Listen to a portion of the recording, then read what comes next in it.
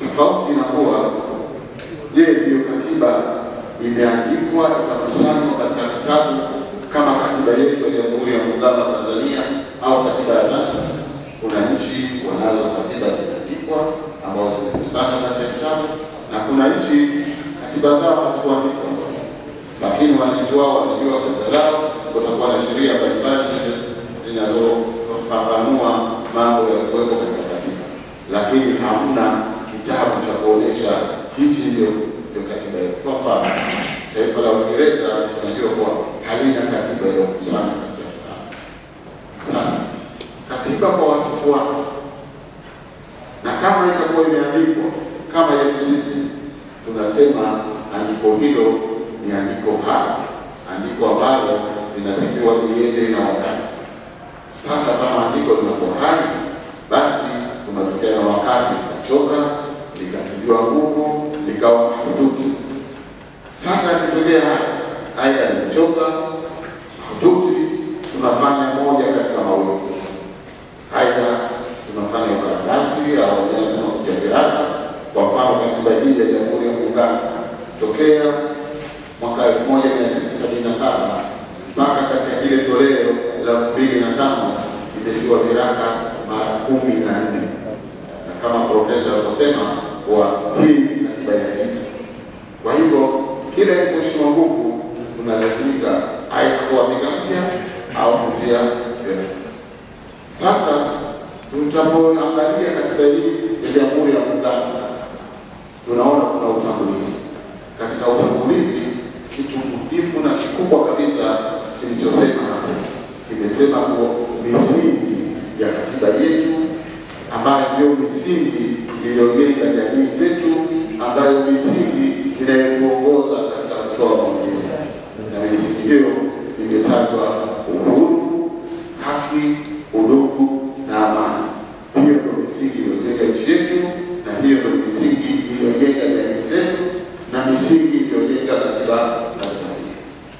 Sasa baada ya kujua misingi hiyo ambayo sote tunatakiwa tuijue na tuitii, tuiangalie katiba yenyewe. Katiba yetu ya Jamhuri ya Muungano ina sura 10.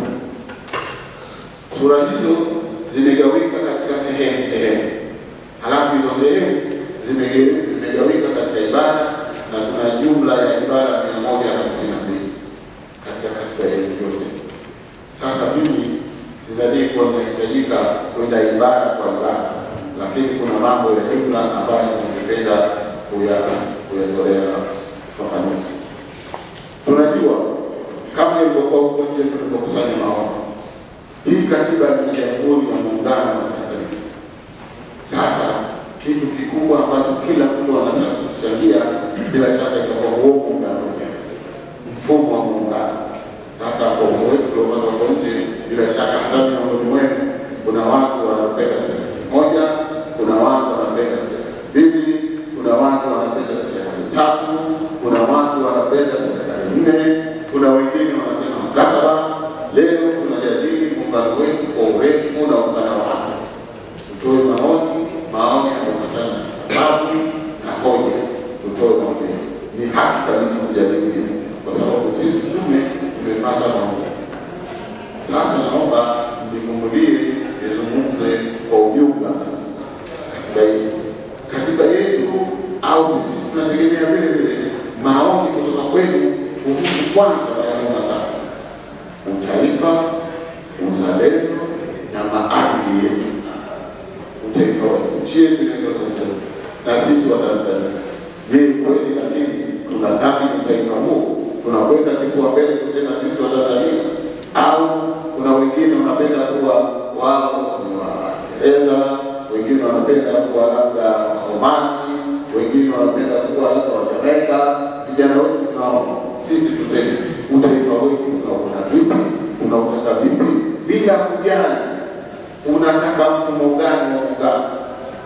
Tuandike, tuseme utaifa wetu uandikwe vipi katika katiba. Sote hilo la maana tuwe. Halafu bila kujali unataka mfumo gani, uzalendo tuandike vipi katika katiba, kwa sababu uzalendo ndio unaojenga nchi. Lazima uzalendo ndio kuilinda nchi, tuseme uzalendo wetu uko vipi. Na mara nyingi tulipozungumza kuhusu uzalendo, wanapenda sana kutoa mfano uzalendo wa Mzee Karume. Mzee Karume alionyesha uzalendo mkubwa sana, kwa sababu yeye kama rais aliweza kujijengea nyumba ile peke yake akakaa, lakini akafikiria na wenzio. Na mzalendo mara nyingi anafikiria nchi yake na anafikiria wenzio. Mzalendo hafikirii tumbo lake, mzalendo hafikirii familia yake peke yake. Siku zote mzalendo anafikiria nchi yake, alafu anafikiria na wenzio. Mzee Karume baada ya kujijengea nyumba yake, akawajengea na wenzake nyumba wakaa. Mfumo gani? Halafu jengine maadili. Maadili yanapigiwa kelele sana ya wananchi, maadili ya viongozi. Kwa mfano, maadili ni mkusanyiko wa utamaduni, mila na desturi zetu. Ndio maadili haya. Maadili uhusiano wetu sisi na watoto, uhusiano wanawake na wanaume, uhusiano wote katika maisha yetu, hayo ndiyo maadili. Kwa kutambua kuwa tunaposema katiba, maana yake ni jinsi wananchi wanavyotaka kuamua, jinsi wanavyotaka kuishi maisha yao katika nchi yao, jinsi wanavyotaka kuongozwa na jinsi wanavyotaka nchi yao iendeshwe. Hiyo ni maana nyepesi kabisa ya katiba ya katiba. Sasa katika maadili, turudi tena, tunasema nini? Katika maadili ya watoto wetu, maadili ya dada zetu yawe vipi? Vipi tuyaandike kwenye katiba? Maadili ya viongozi wetu yawe vipi? Vipi tuandika katika katiba? Kwa sababu ukiwasikiliza raia wa kawaida wanapiga kelele sana, maadili ya viongozi, maadili ya viongozi. Kweli viongozi wetu wa mwanzo na viongozi wetu wa sasa hivi, maadili ndio hayo. Pahali panipokuwa na maadili husikii kama iko fisadi. Pahali panipokuwa na maadili husikii kuwa kuna mtu tumemwamini mwenzetu sogea mbele akaandika mkataba uliokuwa feki. Hiyo zote ni viashirio kwa maadili ya wale tuliowachagua, maadili ya viongozi wetu yameshuka chini. Sasa sisi kama sisi tuandike vipi maadili yetu katika katiba yetu, bila ya kujali unataka mfumo gani? Manake haya lazima yawemo katika katiba. Jingine, katiba yetu iliyotaja, ukiangalia sura ya kwanza sehemu ya 3. Sehemu ya 3 zimetajwa haki na wajibu za raia. Raia ana haki gani katika nchi hii na ana wajibu gani katika nchi hii? Sasa mtakapofungua hiyo sura ya 3, sura ya kwanza sehemu ya 3, tutaona haki na wajibu wa raia. Lakini ningependa kuzungumza kwa pamoja na mambo mengine, kuna haki ya kuishi, haki ya faraha, haki ya kwenda unikotaka bila kuulizwa, haki ya kuheshimiwa. Zimetajwa haki 11. Sasa tuzitizame hizo haki. Tuseme katika hiyo katiba yetu mpya, haki hizo zinatosha au zinahitajiwa haki nyingine? Kwa sababu dunia inabadilika kila siku. Sasa tuseme haki hizo hazitoshi, kiongezwe nini, kipunguzwe nini? Lakini vile vile katika haki, na kwa kawaida ukitizama katiba ya Zanzibar na ukitizama katiba ya Jamhuri ya Muungano kuhusu haki zinalingana, isipokuwa kuna tofauti ndogo katika haki ya kwenda unipotaka. Katiba ya serikali ya Zanzibar inasema kuwa Mzanzibari ana haki kwenda kuishi, kufanya chochote sehemu yoyote ya Zanzibar. Yaani unaweza kutoka Donge ukenda Makunduchi, ukatoka Makunduchi ukenda Pemba, ukatoka Pemba sijui ukenda Tumbatu. Una haki kwa mujibu wa katiba ya Zanzibar. Lakini katiba ya Jamhuri ya Muungano ndio imewapa haki sasa Watanzania wote kwenda kuishi popote katika nchi hii. Unaweza ukatoka Pemba ukaenda kuishi Arusha, unaweza kutoka Arusha ukaja kuishi Bweyu. Haki ile imetolewa katika katiba ya Jamhuri ya Muungano. Ndio maana wakati fulani nilimsikia kiongozi mmoja wa siasa akasema Wazanzibari waliokuwepo Ilala wanafika 500,000. Yote haya yametokea kwa katiba hii, imeruhusu movement kwenda huku na kurudi huku. Sasa vile vile tuseme haki hizo zote zikae vipi katika katiba mpya ijayo. Halafu vile vile kuna wajibu wa raia. wajibu wa raia wa kwanza kabisa baada ya kutafuta huu muafaka wetu ambao utakuwa ndio katiba yetu, wajibu wa kwanza wa raia ni kutii katiba hiyo, kwa sababu katiba hiyo ndio itakuwa makubaliano ya wananchi wote kabisa. Tukifika pahali tukikubaliana, tukisema hii ndio katiba kwa kufuata taratibu aliyosema profesa hapa, basi wajibu wetu wa kwanza kutii katiba hiyo, sote ni wajibu wetu. Lakini kuna wajibu mwingine, wajibu wa pili, kwa sababu hao wabunge wanaingia kwenye bunge kwa kutumia katiba hii na wao wanatunga sheria, basi tuna wajibu vile vile kutii sheria zote zilizotungwa na wabunge sawa sawa, kwa sababu katiba ya serikali ya Zanzibar ni sura ya 4 katika katiba hii. Tuna wajibu vile vile kutii sheria zilizotungwa na Baraza la Wawakilishi, kwa sababu Baraza la Wawakilishi wanaingia kwenye baraza kwa kutumia katiba hii, wabunge wanaingia kwa kutumia katiba hii. Kwa hivyo tunapotii katiba tunahitaji vile vile kutii sheria zote zinazotungwa na wabunge. Lakini serikali zetu zinaingia kwenye madaraka kwa kutumia katiba. Serikali ya Jamhuri ya Muungano inaingia kwa katiba hii kwenye madaraka, serikali ya Zanzibar inaingia kwa katiba hii. Kwa hivyo wajibu wetu sisi kama raia kutii serikali zilizokuwepo madarakani. Lakini katiba ya Jamhuri ya Muungano ina zaidi ya hiyo. Katiba ya Jamhuri ya Muungano inazungumzia haki au wajibu wa kufanya kazi, na inasema kuwa kazi ndiyo itakayoleta utajiri katika Jamhuri ya Muungano, na vile vile ikasema kuwa heshima ya mtu ni kazi na kazi ndiyo itakayoleta ustawi. Kwa hivyo raia wote wana wajibu wa kufanya kazi. Lakini mwisho kabisa, pamoja na mengine yaliyokuwemo, katiba hii inazungumzia wajibu wa kila raia, na tunaambiwa kulinda uhuru wetu na kulinda umoja wa taifa letu. Huo ni wajibu wa kila raia. Sasa bila kujali mfumo unaotaka, tuseme tunataka haki na wajibu wa raia katika katiba uandikwe vipi. Halafu jengine, haki ya serikali kwa raia. Sasa serikali ina haki gani kwa raia? Serikali ina wajibu vile vile kwa raia. Wajibu gani serikali ina kwa raia? Moja, kuhakikisha kuwa tunaishi kwa salama na amani katika nchi yetu hii inayoitwa Tanzania. Huo ni wajibu wa serikali kwetu sisi. Halafu wajibu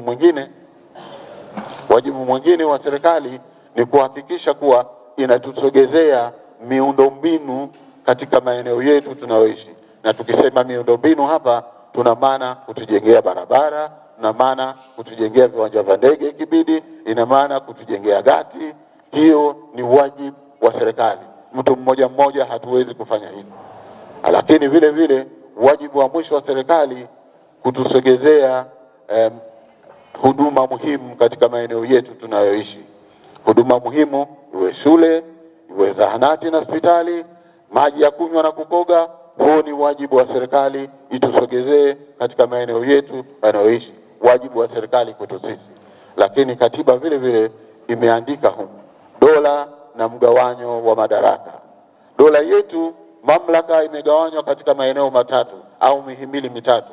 Kuna muhimili unaitwa serikali, kuna muhimili unaitwa mahakama, kuna muhimili mwingine unaitwa bunge au Baraza la Wawakilishi. Sasa mamlaka imegawika katika eneo hilo. Sasa leo vile vile tuseme, je, mihimili hiyo mitatu inatosha au tunataka 4 na 5? Kwa sababu kuna kelele huko nje, wanasema sijui habari na muhimili mwingine, sijui kitu gani kwa muhimili mwingine. Tutoe maoni yetu, tunataka vipi? Mihimili hii mitatu inatosha au katika katiba mpya tuongeze mihimili mwingine? Karume na Mwalimu Nyerere, bila kuwazungumzia hao huwezi kupata hata ile picha ya muungano wetu. Sasa kwa hikma zao za wakati huo, kwa fikra zao, walikwenda wakakubaliana, wakasema kuwa muungano wetu uwe wa serikali mbili kwa wakati wao ule. Sasa sisi tunasemaje sasa hivi? Wao wamesema hivyo, sisi tunasema nini? Halafu vile vile wenye katiba hizi wakifungua ukurasa 128 wataona mambo ambayo kwa nyakati mbalimbali tunaambiwa mwanzo ilianza mambo 11, kwa nyakati mbalimbali yakaongezeka mpaka yamefika mambo 22. Sasa hivi huu ndio wakati muafaka. Tizameni orodha hiyo, halafu tuseme yepi yatolewe, yepi yabakie.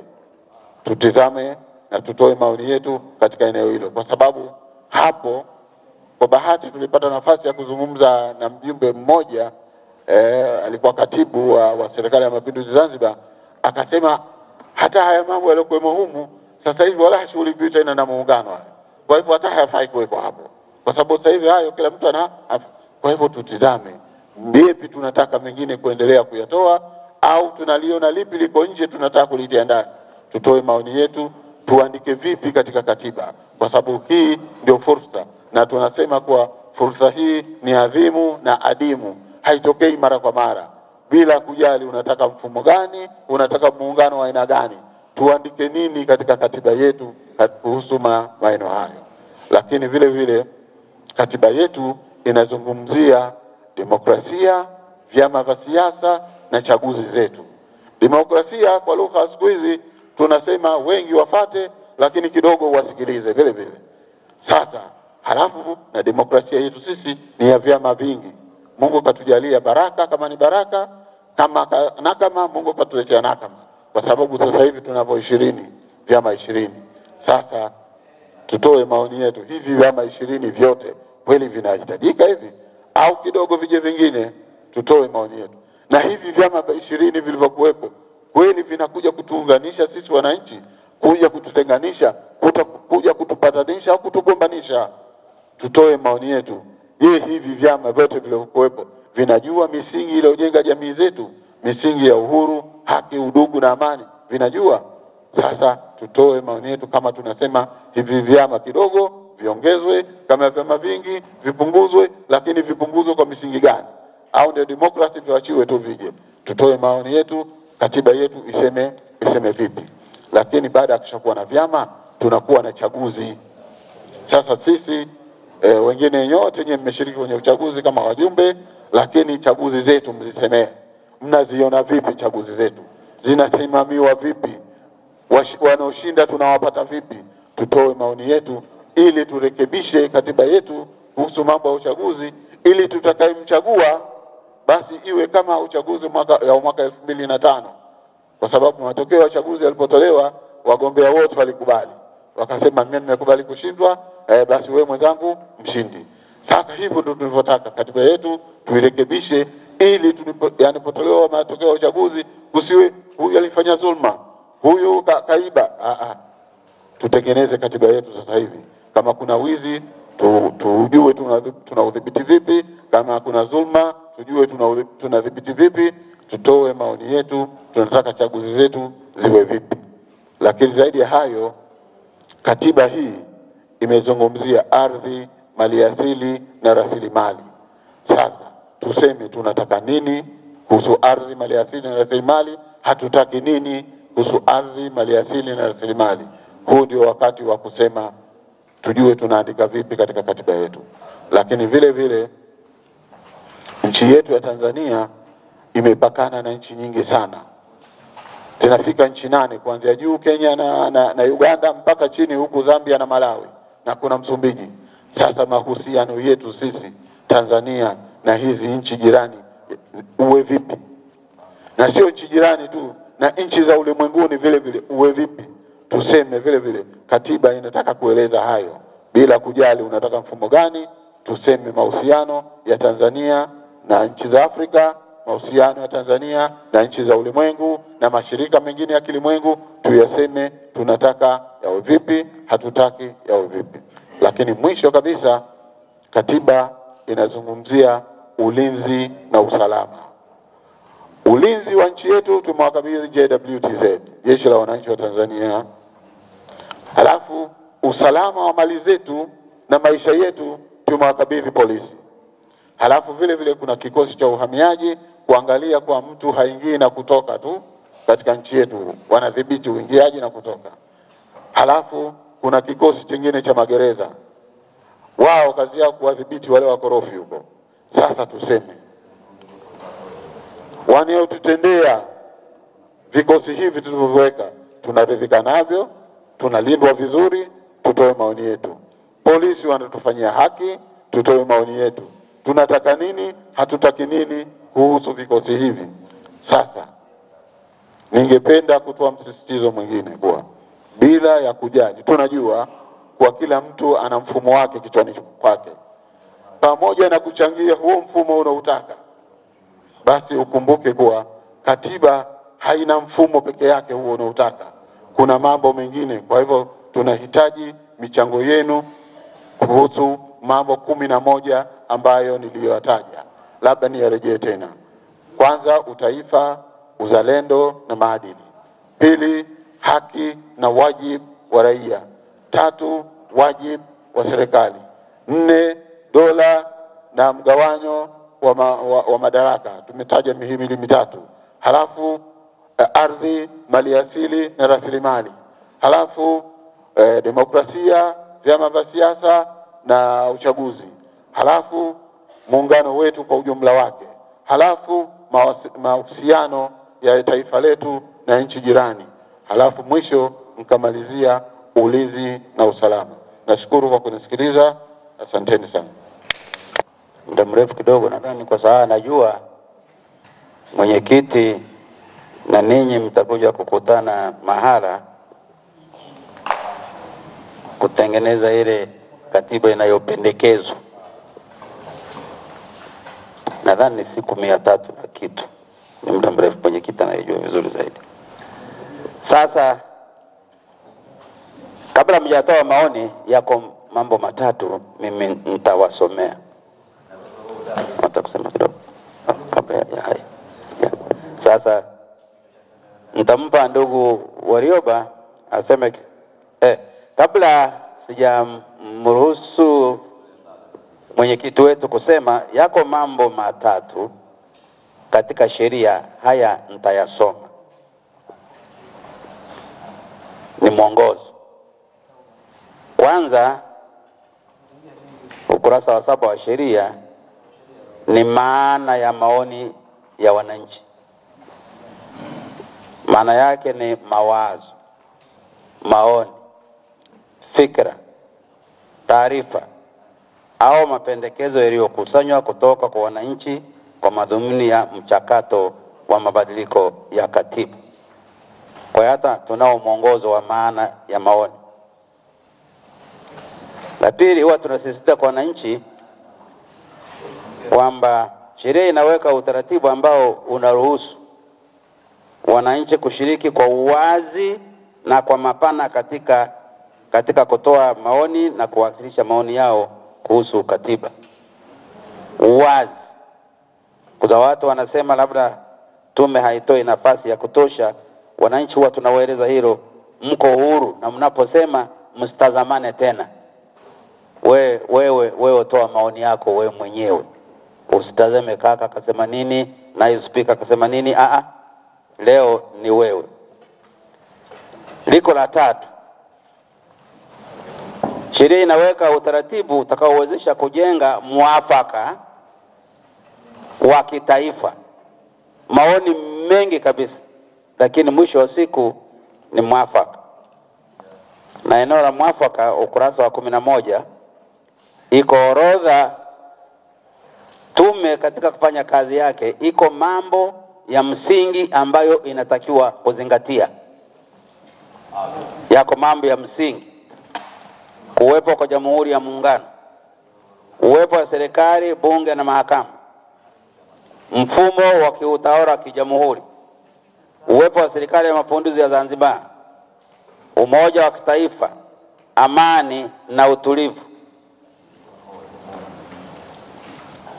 uchaguzi wa kidemokrasia wa mara kwa mara, ukuzaji na uhifadhi wa haki za binadamu, utu, usawa mbele ya sheria, uwepo wa Jamhuri ya Muungano isiyomfungamana na dini yoyote na inayoheshimu uhuru wa kuabudu.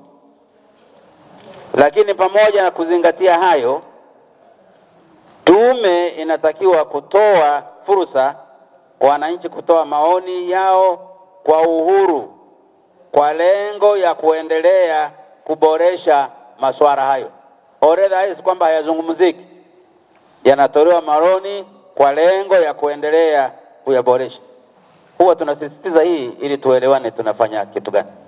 Sasa baada ya kusema hivyo, na kabla mjatoa maoni, basi nimkaribishe sasa mwenyekiti wetu aseme maneno mafupi, hata sema tena nitaendesha kikao pamoja na ninyi. Karibu ndugu Warioba. Asante sana. Asante. Asante ndugu mwenyekiti. Waheshimiwa wakati utaratibu, kwa sababu leo tunakuja hapa kuchukua mawazo yenu kama wananchi, kama wananchi wengine wanavyotoa maoni. Ningependa kusisitiza mambo machache kati ya yaliyosemwa na Profesa Kabudi na Suleiman.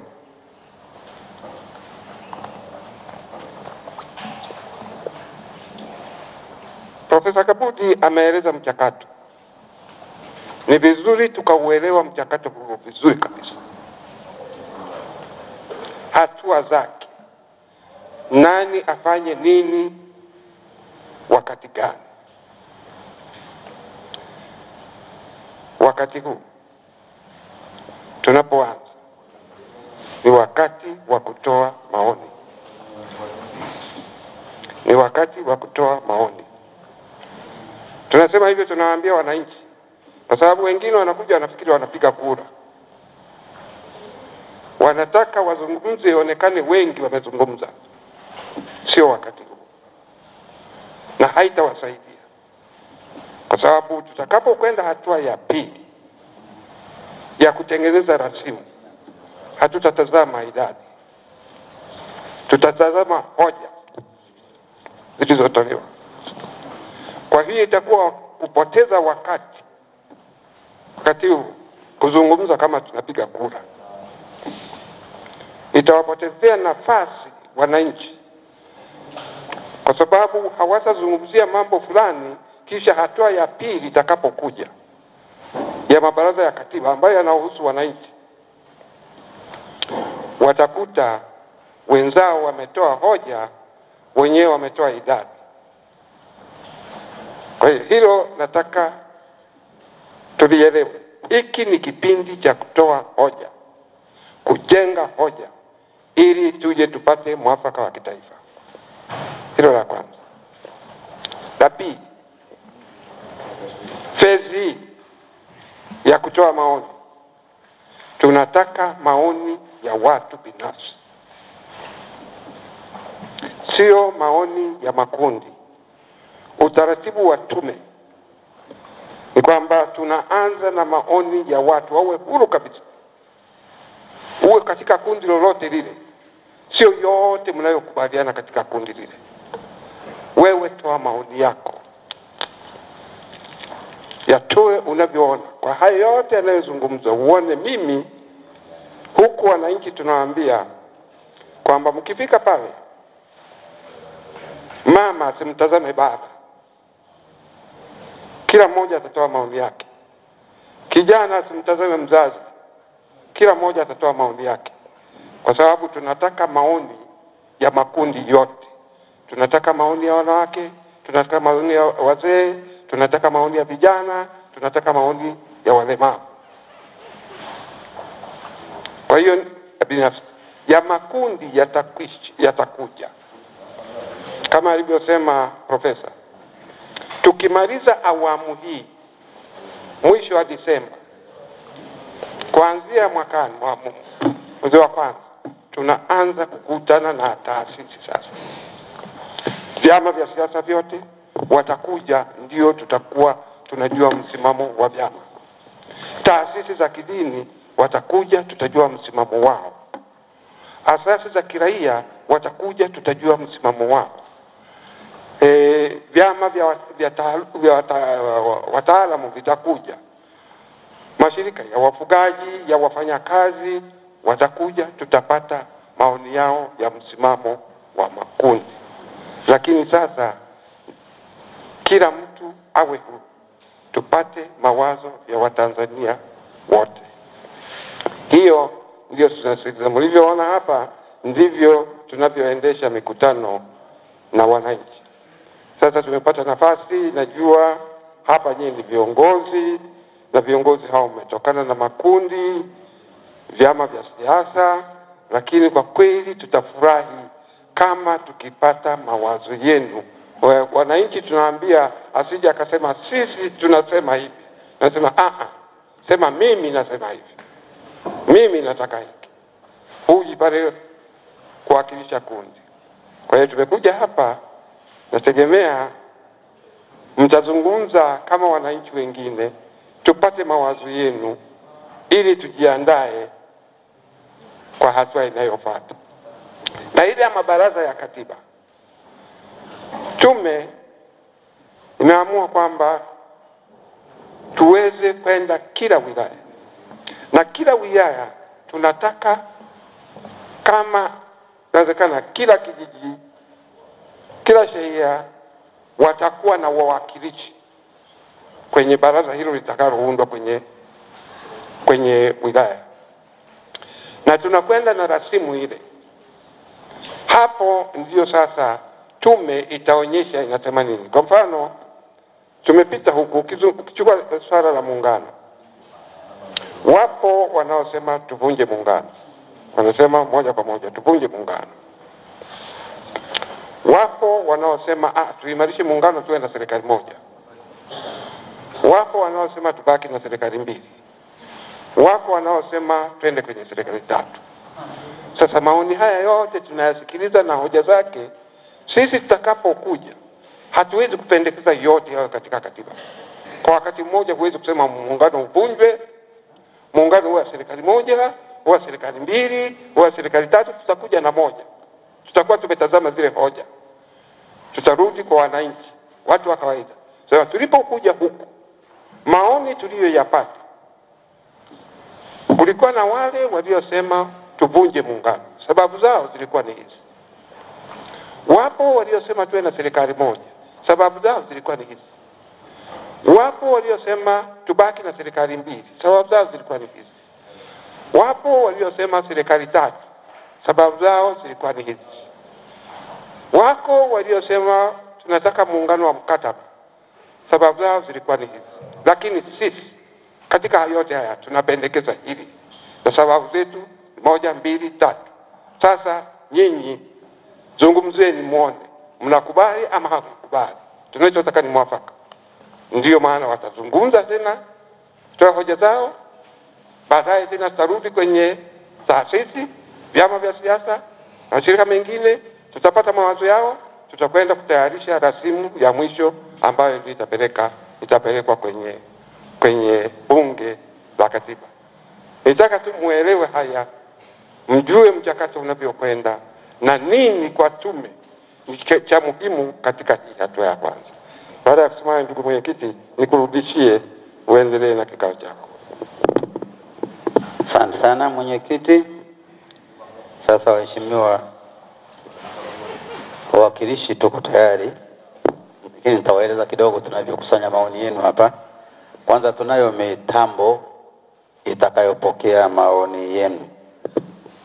Kuna kamtambo hapa mezani. Tangu tuanze maneno hayo yote, Mheshimiwa Naibu Spika, yameingia humu. Kuna kamera yetu iko hapo na kipaza sauti. Ukisema sauti yako itachukuliwa, itaingia kwenye gari yetu ina mtambo, itakuwa kama hansari ya bunge. Kwa hiyo maneno unayosema tutayatoa katika maandishi na tutayatumia wakati wote wa mchakato, na baadaye tutaweka kwenye library. Wanaotaka kuyaona basi wanaweza kuyatumia siku zijazo na wajukuu zao wakaenda wakaona. Hiyo ni mitambo, lakini vile vile iko meza ya uandishi iko pale kwa mama mmoja, yeye anaandika kwa mkono na mwenzake hapo anasaidiana na kompyuta kuhakikisha kwamba yanaingia humu. Huko nje kila anayezungumza tunampa dakika 5 kwa maeneo 5 au zaidi kidogo, tegemea ninavyoona. Wengine tunawapa karatasi hii imeandikwa kundi la 7, wala ambao wanapenda kuandika, na huwa tunawashauri waandike, wote hawezi kupata nafasi ya kusema. Mkazana sana wanasema 60, mahali pengine 100 na kitu. Kwa hiyo tunawapa karatasi atakayetaka, imeandikwa kundi la 7, utajaza hii karatasi unavyoona. Lakini kama umekwenda kwenye kamera umesema na tunaona una mambo mengi, unawanyang'anya wenzako nafasi, basi mimi mwenyekiti huwa anasema tafadhali simama hapo. Umebakiza mangapi? Anasema bado mambo yangu 10. Nasema basi ishia hapo, tutakupa karatasi. Utaandika yale ambayo hujasema. Ulitaka kusema pale lakini hukupata nafasi. Utaandika hayo, tutachanganya yale uliyosema pale na ulioandika, tutaweka kwenye faili moja. Kila mtu ana faili lake. Ukiandika una faili, ukisema una faili. Tunayo miko huko, huwa tunaomba miko. Sidhani kama ninyi hapa ni lazima, lakini lazima tuhitaji. Huko huwa tunapenda kila mtu aseme kwa uhuru kabisa bila kutishika na kelele za wenzake.